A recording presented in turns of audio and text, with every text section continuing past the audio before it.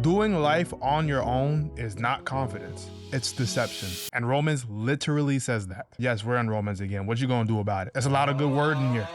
Don't be mad at me. Romans chapter 1, verses 21 and 22 read, "Because that when they knew God, they glorified him not as God, neither were thankful, but became vain in their imaginations, and their foolish heart was darkened.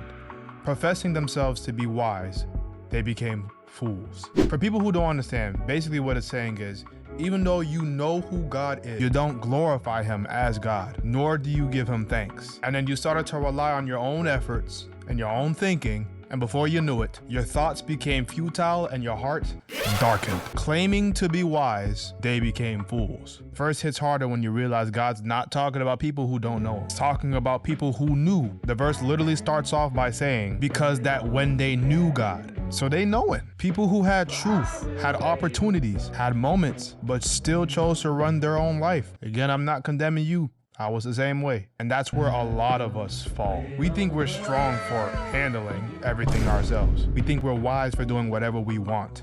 We think we're independent for ignoring conviction. I'm here to tell you right now, you're not all that bad, twin. Romans makes it clear. Self-reliance without God does not make you wise. It slowly blinds you. Thinking gets foggy. Your heart gets harder. Not because God is punishing you either, but because walking away from the source of truth will always leave you confused. And the crazy thing is, even when we wandered, and even when we act like we didn't need him, God kept calling us back. No matter how many times we run out, God's mercy never does. Again, just like me in the past, I won't pretend I never heard of him. I was the one who ignored him. I was stubborn on my own path, but thankfully he broke me into becoming the man I am today, that's chasing God with everything he has. And I just pray that when he does the same for you, you listen and you don't run away, because God loves you. Anyway, you need to read this book. You need to read Romans. You see how many times we in Romans? You need to read Romans. I'm out of here. I'm gonna keep telling y'all. Won't pretend I never heard about Jesus in the past. I was stubborn in my path, treating life like it was playtime. Research my actions that were burning me to ash. No, my heart and soul don't match,